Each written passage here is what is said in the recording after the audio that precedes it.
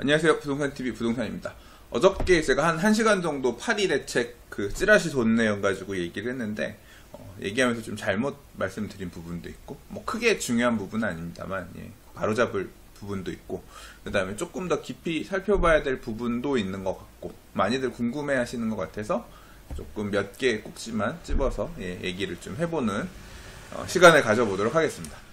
사실 대책이 나오면서 보도자료들 나오고, 그 다음에 이제 정부에서 보통 이제 보도자료 낼 때 충분하게 내용에 대해서 설명들을 해서 덧붙여서 입법 취지 이런 식으로 부동산 대책을 내는 것에 대해서 취지를 내놓으면서 그 자료를 보면 사실 가장 이해하기는 좋은데요.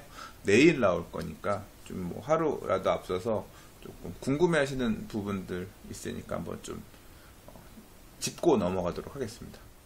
첫 번째는 바로 투기과열지구입니다. 투기과열지구 지정이 될 것 같다고 이제 투기과열지구 지정을 거의 기정사실화하고 있는 것 같아요. 그래서 일부 돌아가는 루머에 따르자면 서울 전역 그리고 이제 그 외의 지역도 이번에 투기과열지구 지정될 거다 그렇게 얘기를 하고 있는데요.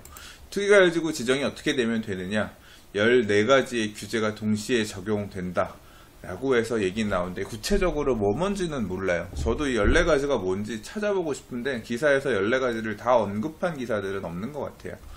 그리고 이게 하나의 규제인데 여러가지 내용을 담고 있어서 그 중에 14가지 중에 실제로 따져보면 몇 꼭지 안 될 수도 있긴 있는데, 이 자료는 좀 일단 현재 찾다가 못 찾아서 얘기할 수 있는 부분들, 주된 꼭지로 얘기하는 부분들만 좀 짚어서 보도록 할게요. 먼저 투기과열지구 지정 요건에 대해서 설명해 드린 부분이 있는데, 이거는 그냥 문제가 있으니까 투기과열지구라는 걸 지정해서 관리하겠다 이런 정도로 이해하는 게 맞다고 생각해요. 내용은 어떻게 지금 구구절절 설명이 되어 있고, 이 내용이 보시면 이 주택법 시행규칙에 있어요. 그래서 경쟁률 어쩌고 위축 우려가 있고 이런 데는 할 수 있다는 내용인데, 사실 우리가 볼 필요는 없습니다. 그냥 이런 이유로 국토부 장관이 또는 이제 시도지사가 지정을 하겠다라고 지정하면 지정하는 거니까, 이제 우리가 지정된 이후의 효과를 걱정해야 되는 부분이 먼저죠. 그래서 투기과열지구 지정되는 역할 중에서 제일 첫 번째로 일단 큰 변화가 가는 게 뭐냐면, 청약 조건이라든가 이 청약 관련된 부분들이 많이 변경이 됩니다. 그래서 여기 기사에서 보시면 전용 85제곱미터예요. 소위 말해 국민주택 규모죠. 아파트로 따지면 20평형대, 30평형대. 여기 같은 경우에 공급 물량의 절반, 약 50%를 청약 1순위자 중 무주택 5년 이상 서민에게 의무적으로 분양해야 된다라고 나와 있는데요. 이 부분은 기사가 약간 제가 확언하는 건 아니에요. 제가 이거 관련해서는 좀 내용을 찾아봤거든요. 일단 법을 좀 볼게요. 자, 이제 사람들이 관심 있는 부분 보니까, 이제 저는 제가 관심 있는 부분을 보면, 이제 주택 공급에 관한 규칙이 아파트 청약 제도를 관련된 내용들을 이제 정하고 있는 건데요. 제 28조 보면 민영주택의 일반 공급이라고 있죠. 서울시에서 흔히 보실 수 있는 재개발, 재건축으로 공급되는 일반 분양 아파트 공급들 하는 게 이제 이 민영주택의 일반 공급이라고 대충 보시면 되겠습니다. 근데 이 순위에 대한 개념이 투기과열지구가 들어가면서부터 바뀝니다. 그러니까 좀 더 강화가 돼요. 그래서 1순위의 자격 요건 자체가 좀 더 까다로워지는 거죠. 그래서 이제 그 내용들이 좀 바뀌는 게 첫 번째, 28조 1항 1호부터 이제 내용이 있고요. 그 다음 2항에 보시면, 자, 보시면 85제곱미터 이하의 민영주택, 그러니까 20평형대, 30평형대, 국민주택 규모 이하의 주택들을 분양하는 데 있어서 그러니까 같은 순위의 경쟁이 있으면, 그러니까 청약 경쟁률이 발생해서 여러 사람이 청약하게 되면 배정하는 어떤 비율을 구분하게끔 되어 있거든요.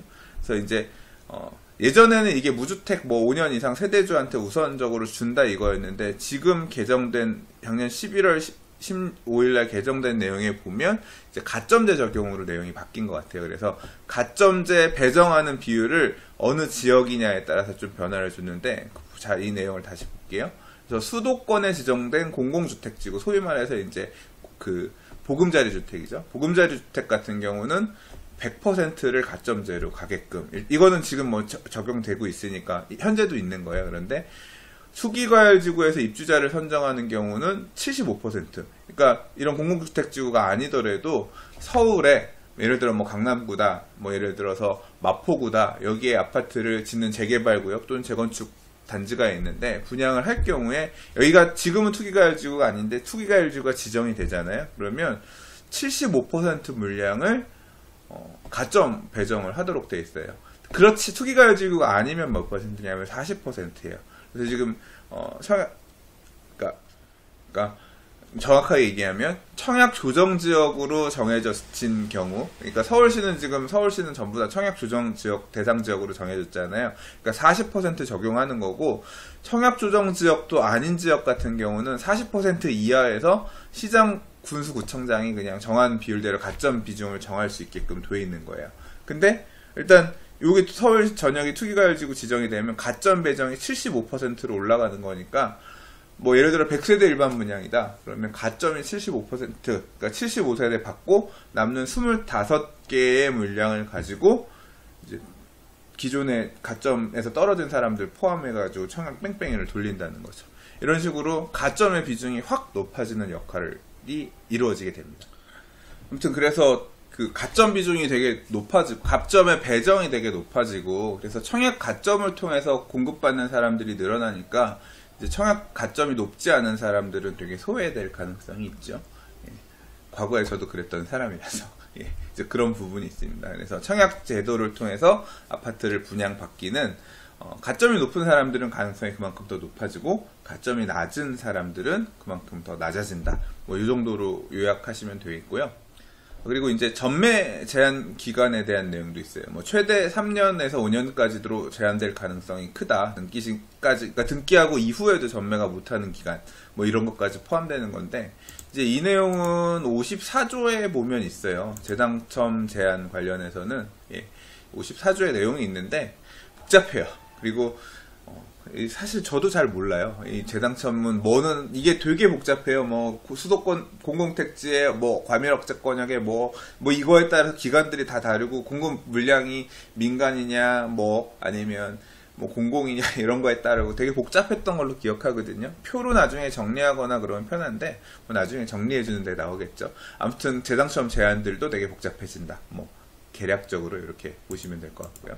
그리고 뭐 앞서서 별도의 클립으로도 봤지만 재건축 조합원 지위 양도 규정, 이게 이제 확 살아난다고 말씀드렸잖아요. 그래서 지금 재건축 단지들 이게 투기과열지구 지정되면 이게 법 적용이 어떻게 될지 참 제가 볼 때는 이게 굉장히 큰 파급효과가 있을 것 같은데, 어쨌거나 뭐 지금 계약이 진행 중인 단지들을 배제하고 뭐 언제까지는 명의 변경을 하세요라든가 이런 유예기간을 두면서 투기과열지구를 지정할지는 모르겠으나, 일단은 재건축 조합이 결성되고, 그러니까 조합이 조합 설립이 되고 나서 이제 조합원의 지위를 양수하는, 그래서 뭐 증여든 매매든 뭐 어떤 방식으로든 이게 이제 지위 변경이 안 되는 부분이 발생을 하게 될 거기 때문에, 이렇게 되면 가수요를 차단하는 게 아니라 뭐 아예 그냥 매매를 틀어먹는 거니까 완전 실수요, 분양 매수해서 움직일 사람들만 사라 이런 식으로 해서 거래가 절벽이 오는, 일부 이제 강남의 재건축 단지들은 거래가 절벽이 오는 이제 그런 상황이 발생하겠죠. 그리고 이제 금융 규제 부분에 대한 얘기가 나왔는데, 제가 이거를 어저께 방송할 때 주택 투기 지역이 LTV고 투기과열지구는 그냥 분양권 전매 제한 뭐 이거였던 것 같은데라고 말씀드렸던 것 같은데, 그거는 제가 착각한 거였어요. 주택 투기 지역은 실거래가 과세, 양도소득세 실거래가 과세였는데 제가 좀 착각을 했습니다. 그래서 지금은 실거래가 과세가 모두 의무화됐기 때문에 주택 투기 지역 지정에 대한 큰 실익이 없는 반면에 투기과열지구, 그러니까 LTV, DTI가 적용되는 거는 투기과열지구가 맞는 것 같아요. 그래서 그 부분을 잘못 말씀드려서 지금 보면 이제 LTV, DTI가 자동으로 변경된다라고 했는데, 이 내용이 이 기사에서 보시면 10년 이하의 대출 기간이나 10년 초과로 6억 초과의 대출의 경우에 LTV, DTI가 40%까지 강화된다. 이 내용이 이제 핵심입니다. 그래서 그 당시에 6억, 과거에는 그러니까 이 투기과열지구 지정하고 했던 10여 년 전의 기준, 한 2006년? 뭐 그 당시에는 고가주택의 개념 자체가 6억이었거든요. 그래서 지금은 이제 9억이지만 그 당시엔 6억이었어요. 그래서 6억을 초과하는 아파트랑 초과하지 않은 아파트랑 이제 좀 두 개를 다르게 봤습니다. 그래서 6억을 초과하지 않는 고가주택이 아닌 아파트 같은 경우는 좀 실수요자들이 사야 되는 집이다라고 생각해서 그러니까 그 대출 기간을 10년을 이상으로 10년을 초과하게끔 약정하게 되면 최대 60%까지 대출을 해줬었어요.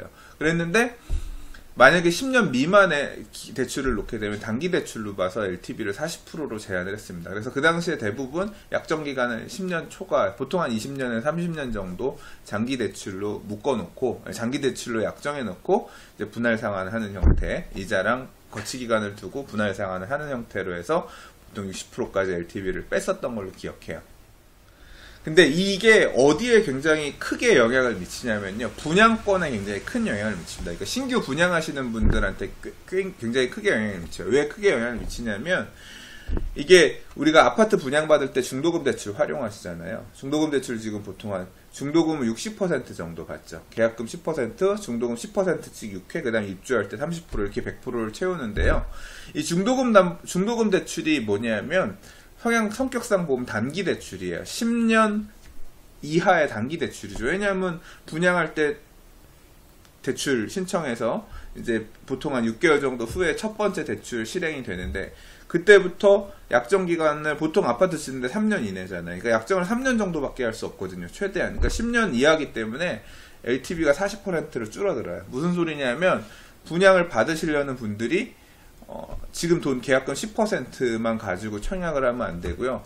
이제 분양 대금 납부하는 것 중에 2번 정도는 최소한 현금 납부를 할 생각을 하고 자금을 마련해서 청약을 해야 된다는 거죠. 그러니까 청약의 문이 계속 줄어든다는 얘기예요. 그렇게 바뀔 겁니다. 그러니까 요 지금 주택 투기 과열지구가 지정된다는 얘기는 내가 청약할 때 계약금 10%만 들고서 청약하진 안 되고 최소한 나중에 중도금 한 2번 정도는 낼 준비를 하고 청약을 해야 된다. 이런 형태로 변경되는 걸 감안을 하셔야 돼요. 한편 앞에서 봤던 것처럼 이제 투기과열지구가 지정이 되면 청약 가점에 의해서 분양하는 공급 물량 배정이 늘어나고, 이제 뭐 한편으로 지금 계속 손 벌려고 하는 제도 중에서 가점 폭을 늘려서 무주택 오래 한 사람한테 가점을 더 높일 수 있는 형태로 청약제도 개선도 하겠다 그랬잖아요. 이런 식으로 가면 여기에 해당되지 않는 사람들은 결국 이제 분양을 통해서 아파트를 받을 수 없는 사람은 내가 내 집 마련을 하고 싶다고 생각하면 기존 주택을 사야 되는데, 이제 그런 경우에 이 부분이 걸리는 거죠. 6억이 되지 않는 주택 같은 경우는, 이제 6억 이하의 주택 같은 경우는 뭐 이제 약정 기간은 20년, 30년에서 LTV를 60%, 뭐 50% 이제 그렇게 받아서 쓸 수도 있겠지만, 6억이 초과하는 아파트 같은 경우 40%로 줄어들기 때문에 대출을 활용해서 주택을 구입하는 데에는 굉장히 제한. 그러니까 LTV가 그냥 40%, DTI도 40%까지로 강화되니까 뭐 619 대책하고 상관없이 더 세진다. 뭐 이렇게 보시면 되겠어요. 그러니까 더 LTV, DTI가 강화가 되면서 대출을 통해서 자금을 끌어들일 수 있는 게 더 줄어들겠다. 뭐 이렇게 보시면 될 것 같아요. 이거 말고도요, 이제 뭐 가끔 언론에서 나오고 지역주택조합 사업 조심해야 돼요. 뭐 이런 얘기도 몇 번 하고 그랬습니다만, 이제 지역주택 관련해서도 조합원 뭐 그 자격 이런 거에서도 강화가 되거든요. 그런 부분은까지는 제가 잘 모르기도 하고 또 찾아서 정리를 해야 되고 하기 때문에 아무튼 그런 부분의 변화도 있고요. 아무튼 이 투기과열지구 지정 하나만으로도 꽤 여러 사람들이 머리 아픈 상황이 발생할 수 있으리라고 생각합니다.